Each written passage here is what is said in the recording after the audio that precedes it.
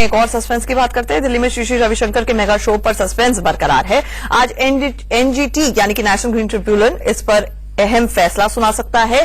कल एनजीटी में डीडीएन में अपनी सफाई दी।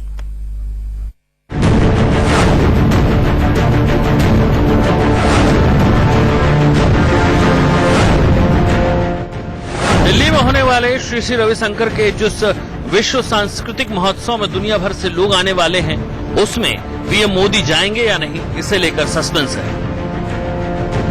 इस आयोजन को लेकर बढ़ते विवाद के बीच राष्ट्रपति प्रणब मुखर्जी के बाद अब कहा जा रहा है कि पीएम नरेंद्र मोदी का भी वहां जाना तय नहीं है। इस बीच नेशनल ग्रीन ट्रिब्यूनल यानी एनजीटी ने इस मामले की सुनवाई की। एनजीटी ने इस मामले में डीडीए को कड़ी फटकार लगाई, साथ ही कई सरकारी विभागों पर भी सवाल उठाए।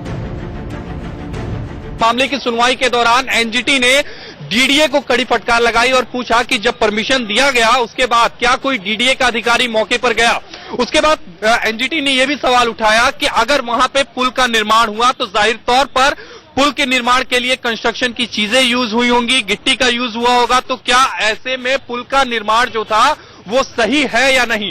इसके बाद सभी जो अथॉरिटी इस समय एनजीटी के सामने है, वो डीडीए, पर्यावरण मंत्रालय, दिल्ली सरकार, सभी को फटकार लगाई और कहा कि आप लोगों ने कभी सोचा कि इतना बड़ा इवेंट यमुना के किनारे होने जा रहा है, तो ऐसे में पर्यावरण पे क्या असर पड़ेगा।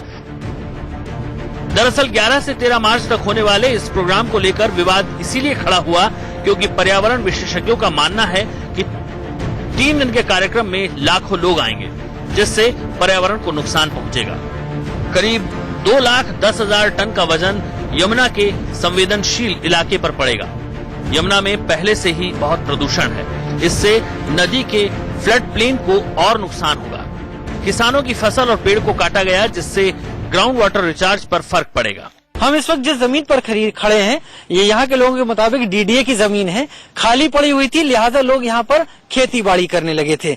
यहाँ पर लोगों को हटाना किसी तरीके से गलत नहीं कहा जा सकता क्योंकि जमीन ही डीडीए की है, लेकिन फसल की बर्बादी जरूर यहाँ पर दिखाई पड़ती है। जैसे कि आपको यहाँ पर दिख रहा है, ये गोभी का यहाँ पर एक गांठ लगी हुई है, गोभी की अभी बढ़ रही है, अच्छी गोभी लग रही है और इस तरीके से आगे भी इस तरह की गोभी लगी हुई है, लेकिन पूरे बाकी जगह में कहीं भी गोभी नहीं दिखाई पड़ रही। लिहाजा एक चीज तो साफ होती है कि यहाँ पर गोभी की फसल लगी हुई थी और उसे यहाँ पर हटा दिया गया। सर, हमारी पार्किंग बनाई है ना उन्होंने, हमारे खेत में बनाई है पार्किंग, तो उसका कोई नोटिस नहीं था। हमारी फसल उजाड़ दी गई है और पार्किंग बना दी गई है। मैं तो इतना कहूँगा, हमने कहा दिल से, दिल्ली वालों से थोड़ी सी जगह दो, मैं वहाँ झाड़ू लगाऊंगा, जादू दिखाऊंगा और जन्नत लेके आऊंगा। लोगों ने कहा ये बड़ा जुल्म है, आपको जुल्माने लगेंगे।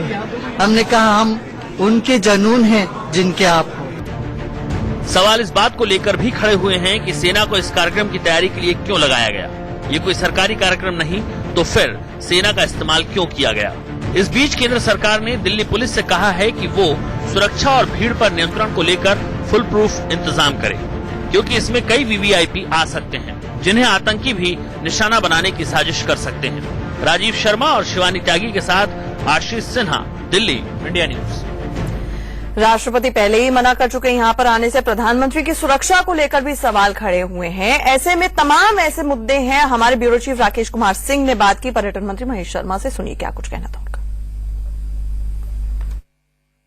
वर्ल्ड कल्चर फेस्टिवल पर बातचीत करने के लिए हमारे साथ केंद्रीय पर्यटन मंत्री महेश शर्मा साहब हैं। महेश शर्मा साहब, जिस तरह से पर्यावरण को लेकर सवाल खड़े हो रहे हैं, आखिरकार इसके को लेकर आपको कब इसकी जानकारी दी गई थी और जिस तरह से पर्यावरण को लेकर सवाल खड़ा हो रहे हैं, क्या? देखिए, मेरा विषय जिन 3 विषयों से है, कल्चर, पर्यटन और नागरिक उड्डयन के विषयों से।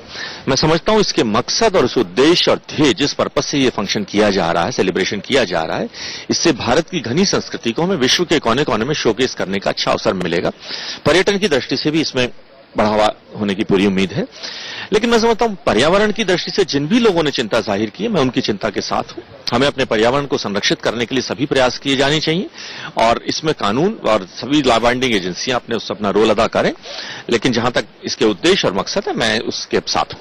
अच्छा, एनजीटी ने भी जिस तरह से पर्यावरण को लेकर जो सवाल खड़ा किया है, क्या कहेंगे आप?